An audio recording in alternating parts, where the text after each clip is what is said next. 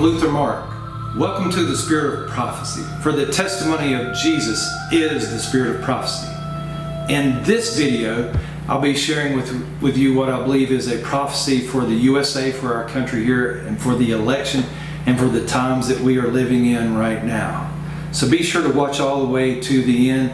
And if you will, please consider liking this video, clicking on the like button, and becoming a subscriber to my channel. Also be sure to check out the series on Revelation, on the book of Revelation that I'm teaching right now. Again, in this video, I'm going to be giving a prophecy related to the election and the possible outcome of it that might affect our nation, the USA. Mystery Babylon will be a great city. She will be influenced by the spirit of Jezebel, and she will change and become the harlot who rides a scarlet beast.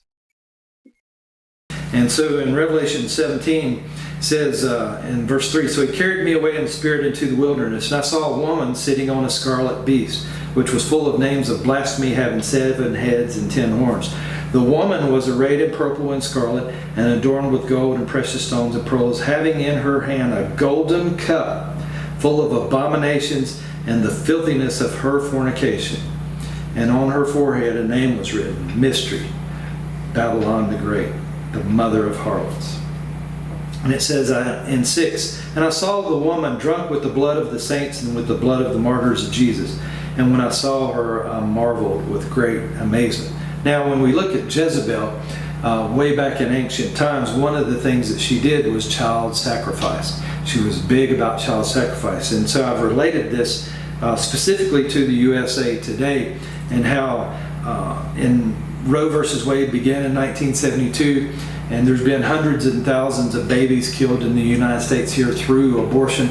Worldwide, over 2 billion babies have been killed since Roe versus Wade was passed. In other words, everybody followed the lead of the United States. If we said it was okay, then it was okay for the world.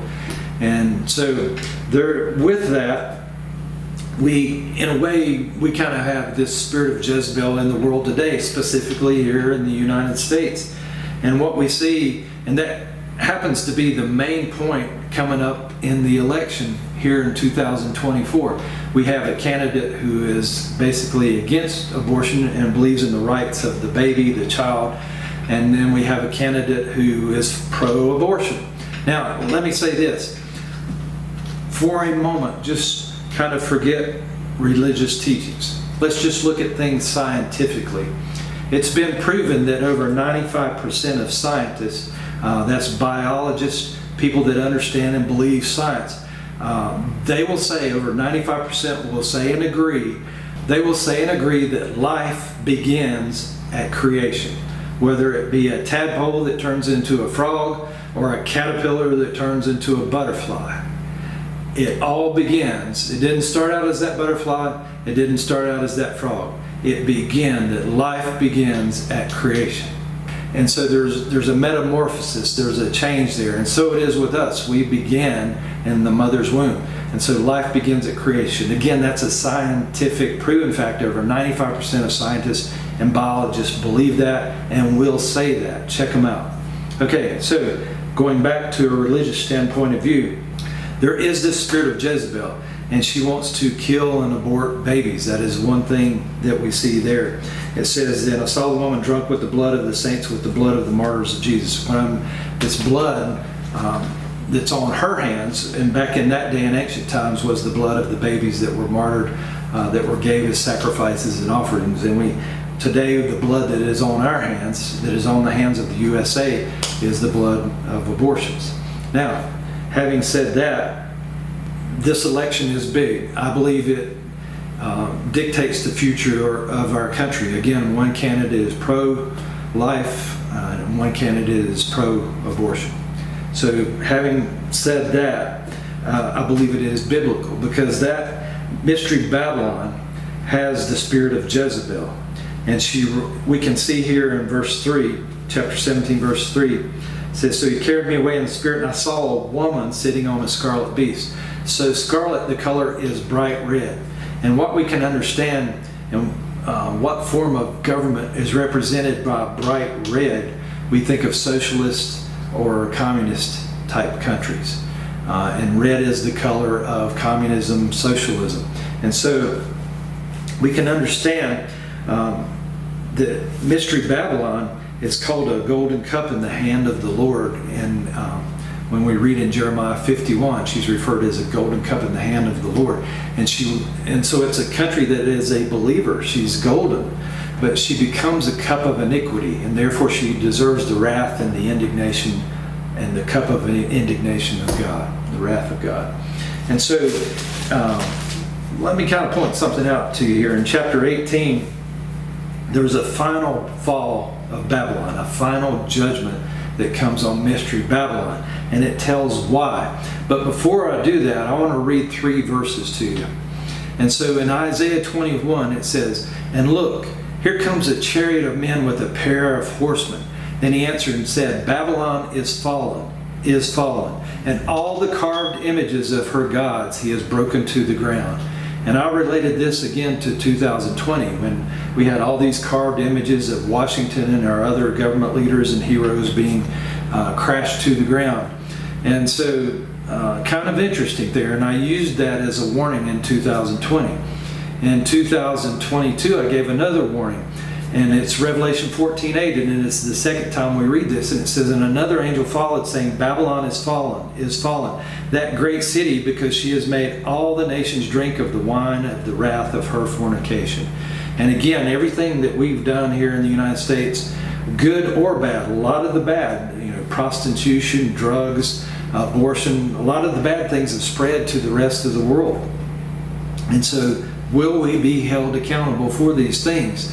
And so, what I liken this to, if you think about it, in ancient Israel, they were first invaded by Nebuchadnezzar, and not a complete success that time. And so then 19 years he invaded ancient Israel again. And so if you think about that, in 2001, the World Trade Center was struck and of course fell. And so that was kind of an attack. But then 19 years later, in 2020, we had coronavirus, which was also a different kind of attack. And this time it affected people worldwide. And so I warned people then with this verse, saying, another angel saying, Babylon is fallen, is fallen. And I asked the question in my book, does it read that way because she falls twice? Babylon is fallen, is fallen. Does she fall twice? And so, quite often, I've also said in my book that something has to happen to the United States. And so I'm saying all that to say this. In Revelation 18:2, it says, "And he cried mightily with a loud voice, saying, Babylon the great is fallen, and it has become a dwelling place of demons, a prison for every foul spirit, and a cage for every unclean and hated bird." And so what we're getting to here in Revelation 18, it's the second time that something in Mystery Babylon, which is a great city that sits on many waters, that's what Revelation says. It says she falls, and I believe for a second time she's judged because of her indignation. And so she's a city. It tells us that she's a city that sits on many waters. And so she's also a world leader. And just watch my video on Mystery Babylon, either one of them, even the short version, you'll get a clear idea that she's a city that represents a nation. Okay? And so what I'm suggesting here in Revelation 18, she falls for a final time. And how she falls, it says right here, the finality of Babylon's fall. It says in 18:21, "Then a mighty angel took up a stone like a great millstone and threw it into the sea, saying, Thus with violence the great city Babylon shall be thrown down and shall not be found any more." Now check out some characteristics of Mystery Babylon here. "The sound of the harpists, musicians, flutists, and trumpeters shall not be heard in you anymore, and no craftsman of any craft shall be found in you anymore. And the sound of a millstone shall not be heard in you anymore." And it says in 23, "And the light of a lamp shall not shine in you anymore." What city do we have here in the United States that has a great light or a great lamp? And it says that lamp will not shine in you anymore. And then it goes on, it says, "And the voice of the bridegroom and the bride shall not be heard in you anymore." That's pretty obvious. In other words, this nation, this mystery Babylon that's written about in the Bible, says the voice of the bridegroom, who is Jesus, and the bride, that's the believers in Christ, shall not be heard in you anymore. In other words, she isn't or was a nation who once was a believer. She was a golden cup in the hand of the Lord. But she becomes a cup of iniquity, and she deserves his indignation, his wrath. And it says, for your merchants were the great men of the earth, for by your sorcery all nations were deceived. That word sorcery goes back to Jezebel and what they did in ancient times under Jezebel's influence. They did sorcery, and the sorcery that is mentioned there had to do with herbs and spices and potions that they would create for abortions. She's judged because of killing her children. Could it be any more plainer? And so ancient Israel was judged for two things. She fell into unbelief, and she sacrificed her children. Are we, the USA, doing that same thing? Think about it. Now, I'm simply pointing out that we very well could have a woman president, and her main agenda, her biggest selling point, is pro-abortion. This very well could be, I'm not saying it is, but very well could be literally the spirit of Jezebel manifesting herself through a candidate. These are pretty hard words, but I'm just reading the Bible and pulling out the meaning and trying to apply it to the times that we live in. Sure is something to think about, isn't it? Might be something to think about who you vote for. You may not like one candidate. Maybe he's loud, maybe he's boisterous, maybe he says some things that provoke others, but he's pro-life. He says that he's a Christian. He says that he's a believer. We have choices. Our choices determine our future. This is not a political video. This is about life. God says in his word in Deuteronomy to choose life. He says, I lay before you life and death, blessing and cursing. Therefore choose life, that you and your descendants may live. That's what God wants for us. Think about it. If you'd like to learn more about me, you can check out my website, which is www.coolcombat.com. If you'd like to see more videos like this one that I'm doing, be sure to check out my YouTube page. I've got a domain pointed there, and it's www.thespiritofprophecy.com. I'd like to thank you for watching. I hope it has helped you in some way.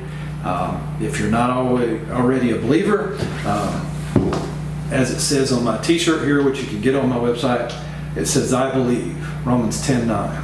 And that verse says, if you confess with your mouth that Jesus is Lord and believe in your heart that God raised him from the dead, you will be saved. This is the message I'll leave you with. Thank you for watching. Have a great day. Be blessed.